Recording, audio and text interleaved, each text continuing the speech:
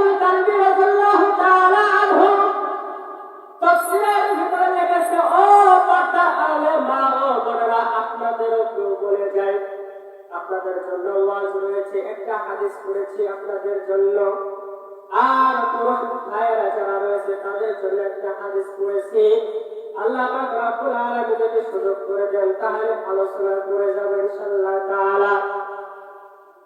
তাইয়াতুল কারবি রাদিয়াল্লাহু তাআলা আনহু আল্লাহ পাক রব্বুল আলামিনের দরবারে যখন তাইয়াতুল কারবি রাদিয়াল্লাহু তাআলা আনহু ইসলাম গ্রহণ করলেন, কালেমা পড়ে যখন মুসলমান হয়ে গেলেন, আল্লাহ রাসূল সাল্লাল্লাহু আলাইহি সাল্লামের কাছে হাজির হয়ে গেল। হাজির হয়ে যাওয়ার পর এবার তাইয়াতুল কারবি রাদিয়াল্লাহু তাআলা আনহু আল্লাহ রাসূল সাল্লাল্লাহু আলাইহি সাল্লামের সামনে হাজির।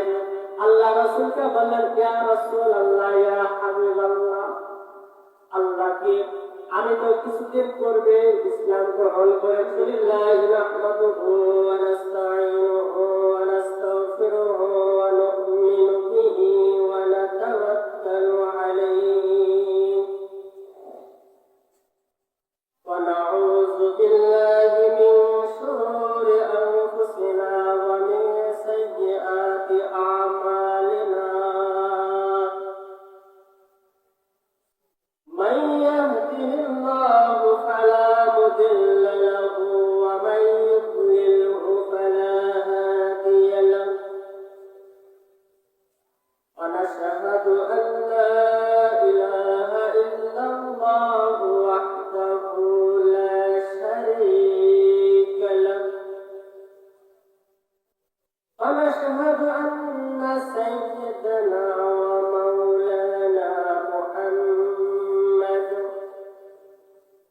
ومولانا محمدا عبده ورسوله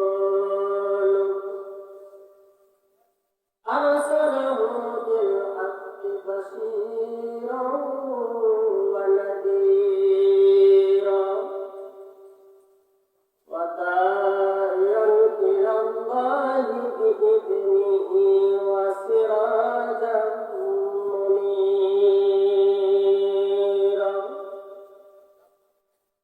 أعوذ بالله من الشيطان الرجيم. بسم الله الرحمن الرحيم.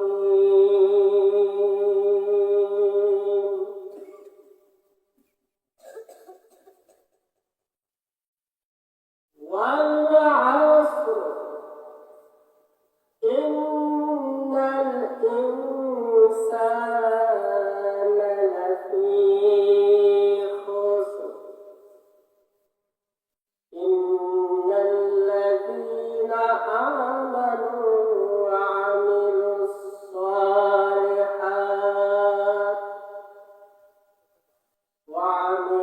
الصالحات وتواصوا بالحق وتواصوا بالصبر. قال رسول الله صلى الله عليه وسلم: بني الإسلام على خمس: شهادة أن لا إله إلا الله وأن محمدا عبده ورسوله، وإقام الصلاة وإيتاء الزكاة والحج وصوم رمضان. أو كما قال النبي صلى الله عليه وسلم. فقال رسول الله صلى الله عليه وسلم: المرأة إذا صلت خمسها وصامت شهرها وأحسنت فرجها وأطاعت بعلها فلتدخل من أي أبواب الجنة شاءت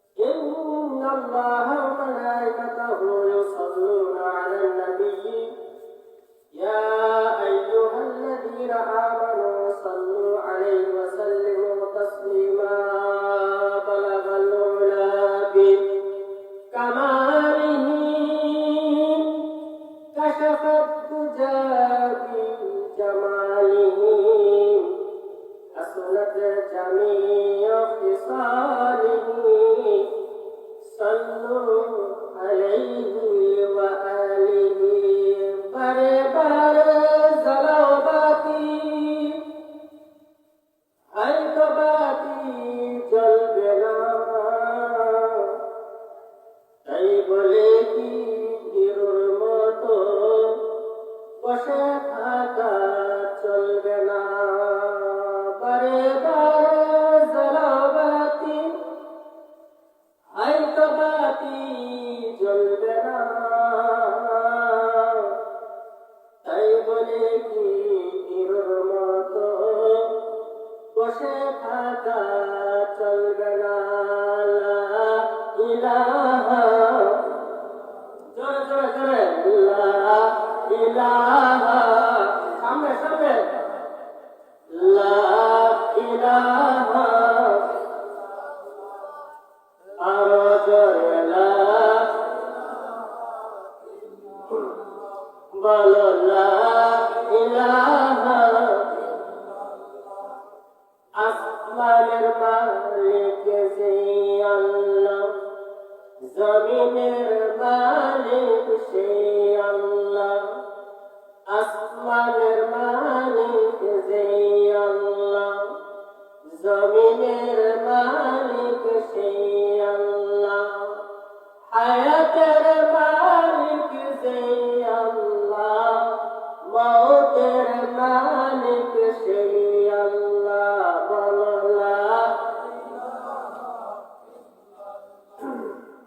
লা ইলাহা,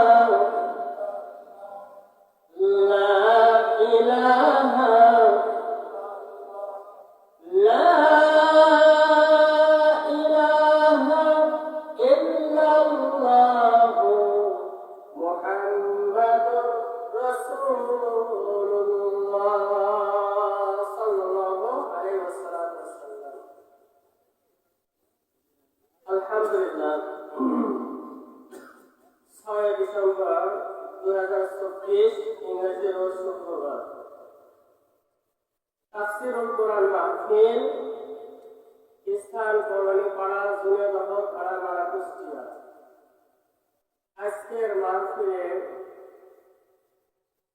সভাপতি সাহেব জনাব মোহাম্মদ বাবুল মন্ডল মেম্বার, বিশেষ অতিথিবৃন্দ যিনারা আছেন জনাব মোহাম্মদ আবুল কালাম আজাদ, সাধারণ সম্পাদক জুনেদহ ইউপি বিএনপি, জনাব মোহাম্মদ শেহাবুল ইসলাম, সাবেক সদস্য কুষ্টিয়া জেলা বিএনপি।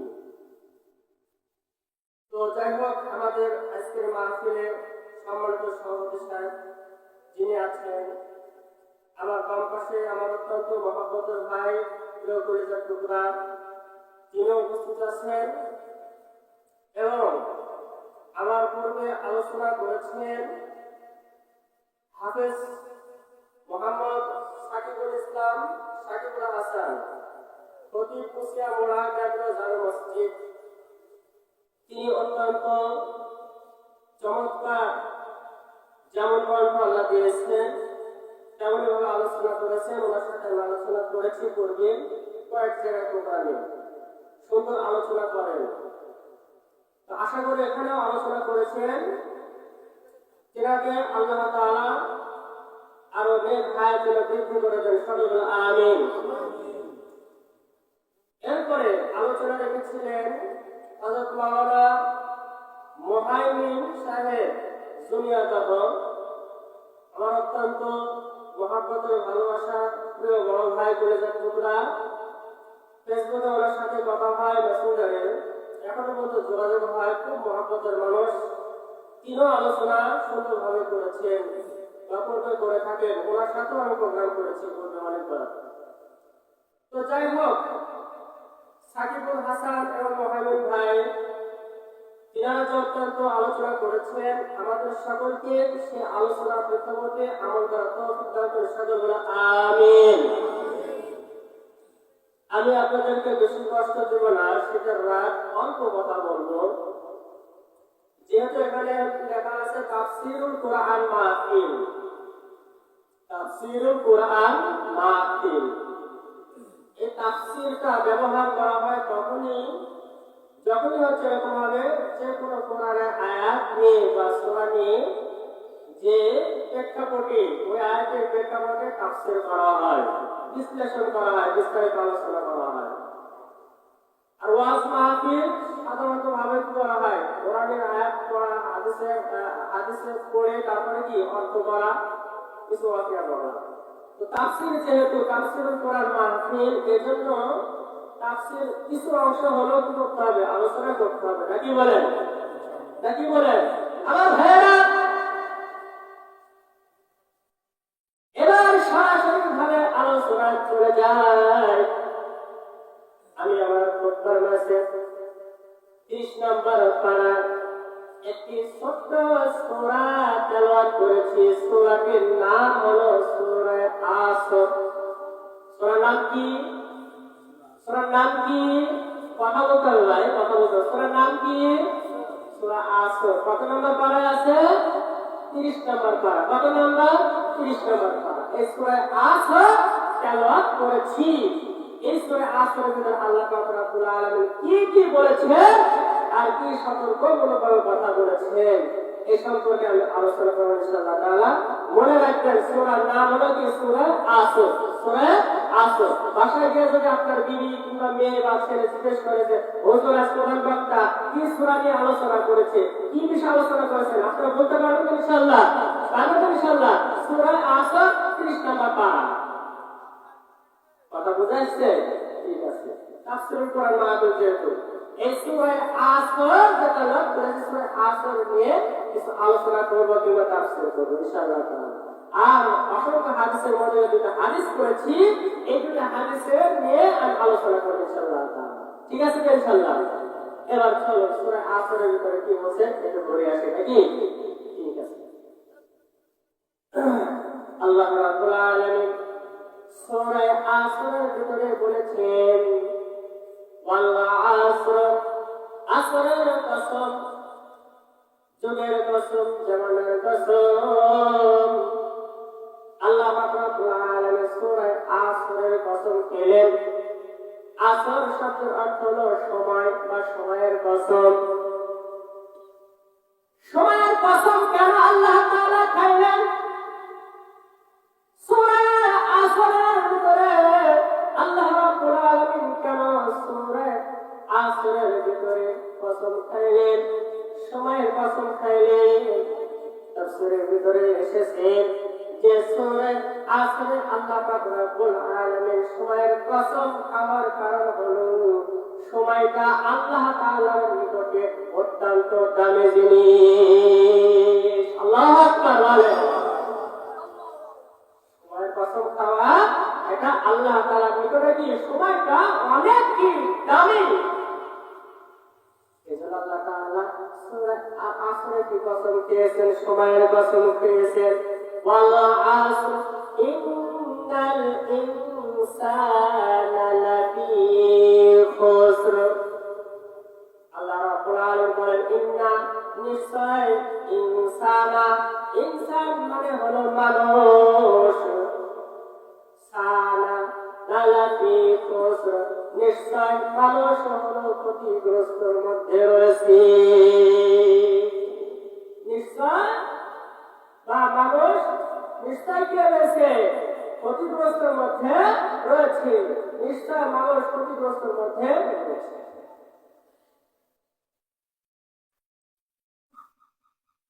সময়ের কসম খেয়ে আল্লাহ রাব্বুল আলামিন বলেন মানুষ নিশ্চয় ক্ষতির মধ্যে রয়েছে। ইন্নাল ইনসানা লাফি খুসর, ক্ষতিগ্রস্তর মধ্যে রয়েছে। এরপরে বলেছেন ইল্লাল্লাযীনা আমানু ওয়া আমিলুস সালিহাতি ওয়া তাওয়াসাউ বিল হাক্কি ওয়া তাওয়াসাউ বিস সাবর। আল্লাহু আকবার বলেন। রব্বুল আলামিন একথা বলেছেন সময়ের কসম খেয়ে আল্লাহ পাক রব্বুল আলামিন বলেন নিশ্চয় মানুষ ক্ষতিগ্রস্তর মধ্যে রয়েছে। তবে 4 শ্রেণীর মানুষ যারা হবে, 4 শ্রেণীর মানুষ হলো ক্ষতিগ্রস্তর মধ্যে পড়ে না। আল্লাহু আল্লাহু আকবার বলেন। এই চার শ্রেণীর মানুষ কারা কারা আপনারা শুনে যাবেন নাকি শোনার আগে চলে যাবেন? আচ্ছা, কে কে শুনে যাবেন হাত তুলে দেখান তো। আল্লাহু আকবার, লিল্লাহি তাকবীর, আল্লাহু আকবার। আল্লাহ তাআলা আমাদের সকলকে চার শ্রেণীর মানুষ শুনে যাওয়ার তৌফিক দান করুন, আমিন। যেহেতু তাফসীর দিচ্ছেন না, তাফসীরুল কোরআন মাহফিল দিচ্ছেন না, তাফসীর তো করবো নাকি? হ্যাঁ, ইনশাআল্লাহ ধৈর্যশীল থাকবেন। আল্লাহ পাক রব্বুল আলামিন বলেন, চার শ্রেণীর মানুষ যারা, এই চার শ্রেণীর মানুষ ব্যতীত সকল মানুষ হলো ক্ষতিগ্রস্তের মধ্যে রয়েছে। চার শ্রেণীর মানুষ কারা কারা আজকের মাহফিলে তাফসীরুল কোরআন মাহফিলে আলোচনা করে যাবেন ইনশাআল্লাহ তাআলা। এক নাম্বার হলো ইল্লাল্লাযীনা আমানু। চার শ্রেণীর মধ্যে থেকে এক শ্রেণীর লোক হলো ইল্লাল্লাযীনা আমানু, তবে যারা ঈমান আমল করেছে। এক নম্বর কি বলেন? এক নম্বর হলো যারা ঈমান আমল করেছে তারা ক্ষতিগ্রস্তের মধ্যে নয়, ক্ষতিগ্রস্তের মধ্যে পড়ে না। এখন ঈমানদার যারা ঈমান আমল করেছে, অধিকাংশের হাদিস পড়েছি ইসলামের বুনিয়াদ হলো পাঁচটা। কয়টা? হাদিসের কথা মনে রাখবেন। ওদিকে হাদিস পড়েছি ইসলামের বুনিয়াদ হলো কয়টা? পাঁচটা। এক নম্বরে বলা হয়েছে যে বুনিয়াল ইসলামু আলা খামসি শাহাদাতিন আল্লা ইলাহা ইল্লাল্লাহ। ইসলামের বুনিয়াদের ভিতরে, ইসলামের ভিত্তির ভিতরে পাঁচটা যে গুণ রয়েছে তার ভিতরে এক নম্বর হলো আশহাদু আল্লা ইলাহা ইল্লাল্লাহ, কালিমা তাইয়্যিবা। সুবহানাল্লাহ, সুবহানাল্লাহ। কালিমা তাইয়্যিবা এটা এক নম্বর কি ইসলামের ভিত্তি বা গুণ। যে কালিমা পড়ে নিল সে ইসলামের ভিতরে প্রবেশ করিল, কথা ঠিক কিনা বলেন? যে কালিমা পড়ে নিল সে মুসলমান হয়ে গেল। কিতাবের ভিতরে এসেছে ইসলাম গ্রহণ করার পূর্বে, কালিমা পড়ার পূর্বে, ইসলাম গ্রহণ করার পূর্বে আল্লাহর বান্দা কিংবা বান্দি যদি লক্ষ লক্ষ কোটি কোটি যদি হলে সে গুনাহ করে ফেলায়, কালিমা পড়ে যখন সে কালিমা পড়ে নিল, ইসলাম গ্রহণ করে নিল, ইসলাম গ্রহণ করার পূর্বে আল্লাহ পাক রব্বুল আলামিন ওই বান্দা কিংবা বান্দির পিছনে যত গুনাহ করেছে, যত পাপ করেছে, সকল গুনাহগুলিকে আল্লাহ পাক রব্বুল আলামিন মাফ করে দেন। সুবহানাল্লাহ।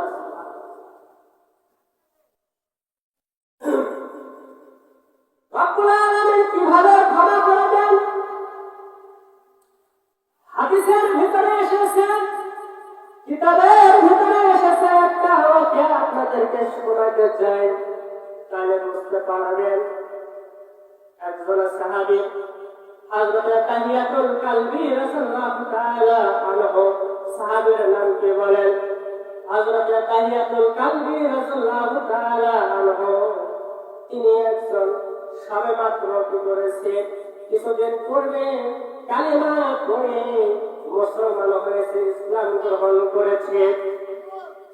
একজন বেধর্মীর লোক যদি ইসলাম গ্রহণ করে, একজন বেধর্মী লোক ইসলাম যখন গ্রহণ করে, ইসলাম গ্রহণ করার সাথে সাথে সে কিন্তু ইসলাম সম্পর্কে পরিপূর্ণভাবে তার জানা থাকে না, কথা ঠিক কিনা বলেন?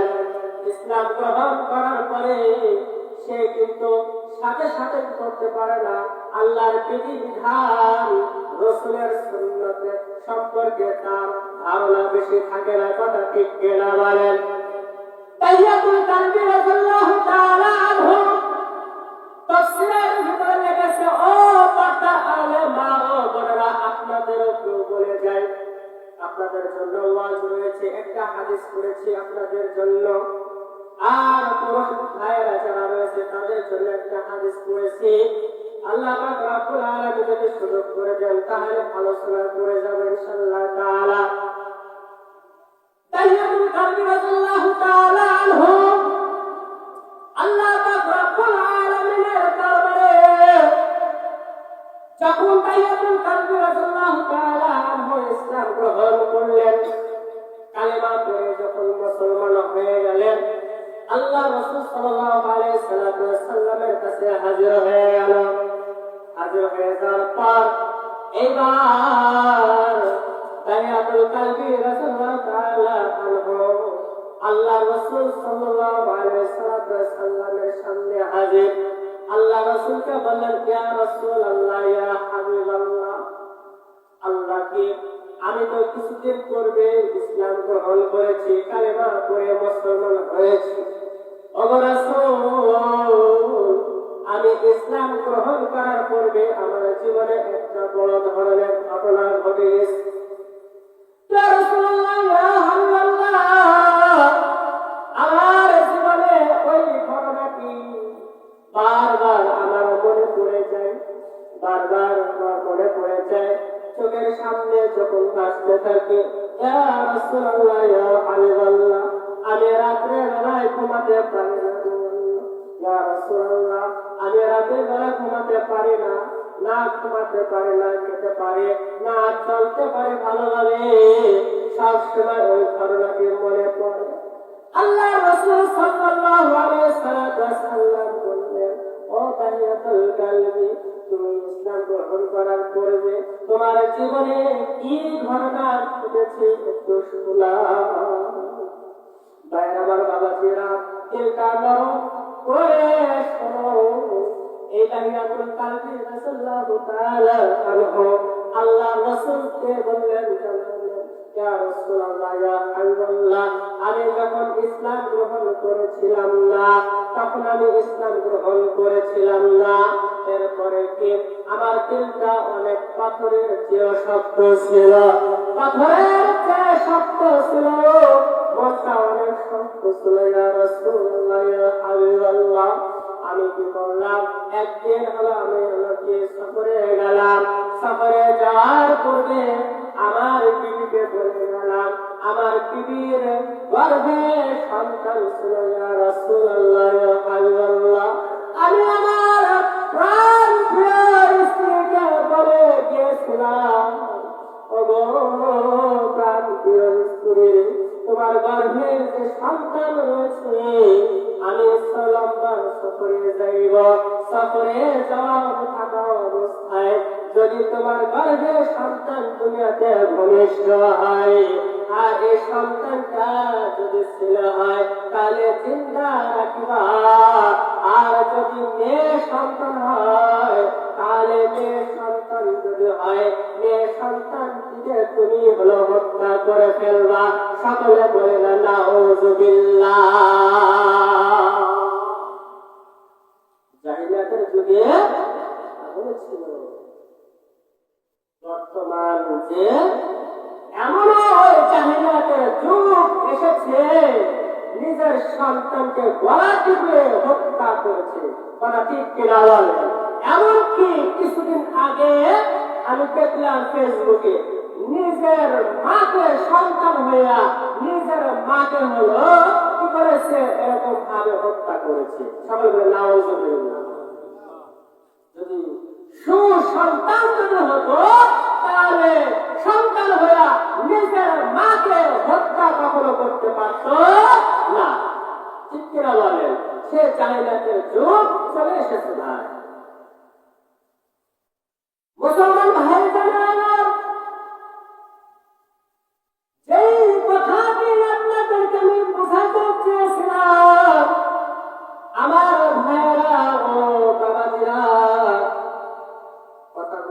মনোযোগ দিয়ে শোনো, খুব গভীর মনোযোগ। এই দাহিয়াতুল কালবি রাদিয়াল্লাহু তাআলা আনহু আল্লাহ রাসূল সাল্লাল্লাহু আলাইহি ওয়াসাল্লামের সামনে এই ঘটনাটা যখন বলতেছিল, আল্লাহর পয়গম্বরের দুইটা চক্ষুতে অঝরে পানি ঝরতেছিল।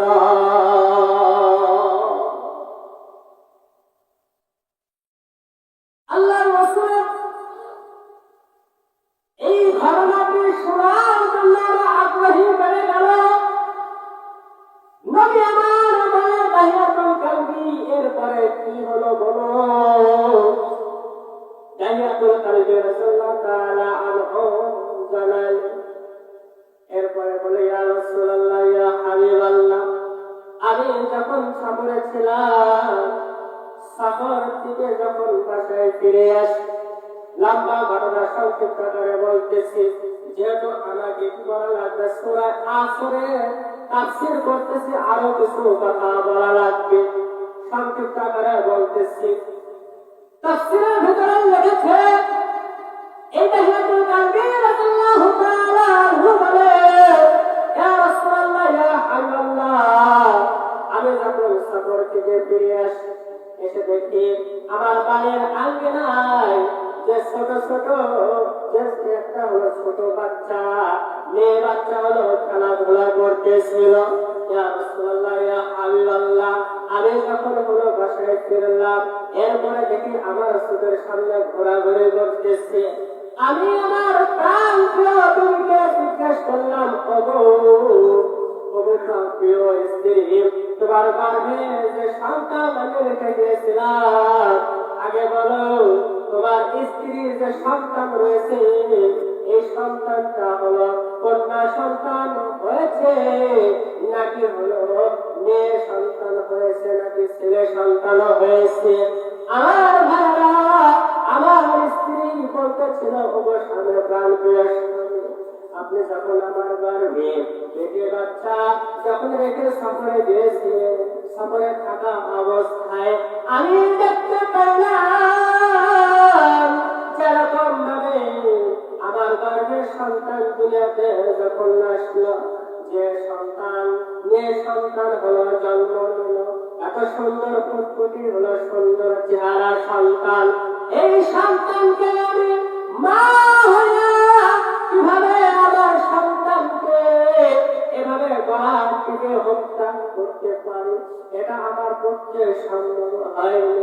অবপ্রান্তীয় স্বামী, আমি আমার মেয়েকে এরকম ভাবে হলো আমার সন্তানকে জীবিত রেখেছি।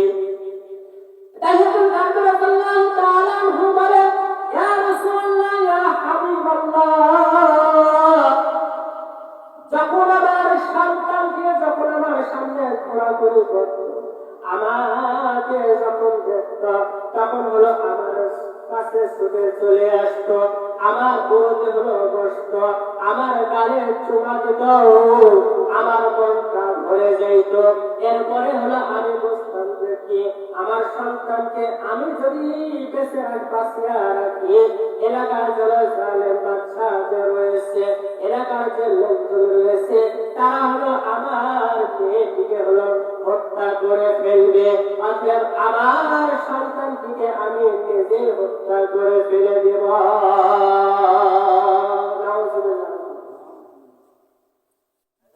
আমার বাবাজিরা, কিছুদিন পরে এই সন্তানটিকে হত্যা করার জন্য দাহিয়াতুল কালবি রাদিয়াল্লাহু তাআলা আনহু তার স্ত্রীকে বলে যে, ও প্রাণ প্রিয় স্ত্রী, তোমার সন্তানকে সুন্দর করে গোসল করে দাও, এরপরে হলো খাবার খেয়ে দাও, সুন্দরভাবে গোসল করায় দেওয়া হলো, খাবার খেয়ে দেওয়া হলো।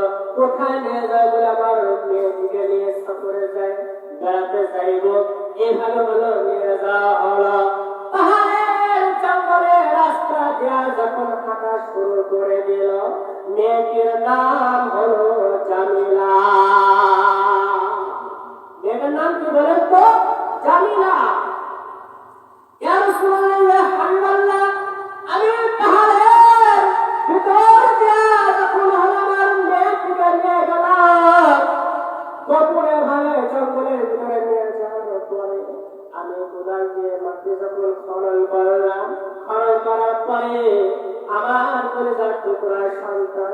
জামিলাকে হলো গর্তের ভিতরে ফেলাইয়া দিলাম।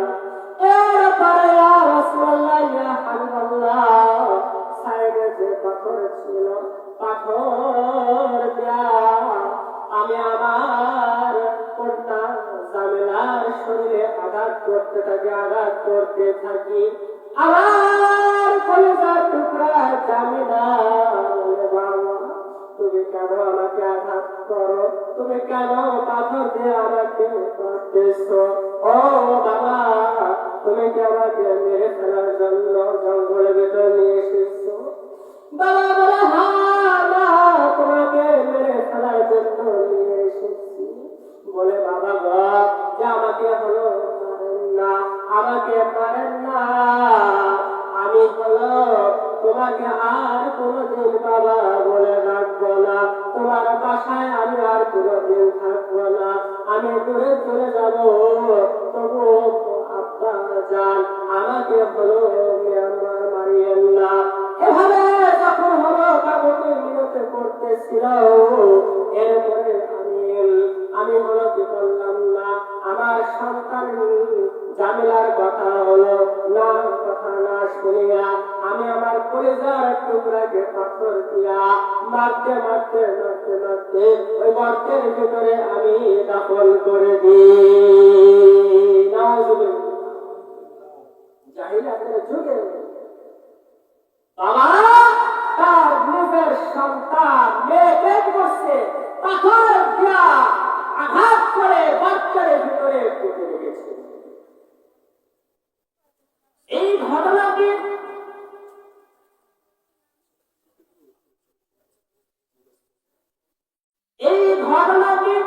আল্লাহর পয়গম্বর বিশ্ব নবী হযরত মুহাম্মদুর রাসূলুল্লাহ সাল্লাল্লাহু আলাইহি ওয়াসাল্লাম শোনা মাত্র দুটা চক্ষু দিয়ে অঝরে পানি ঝরতে থাকে।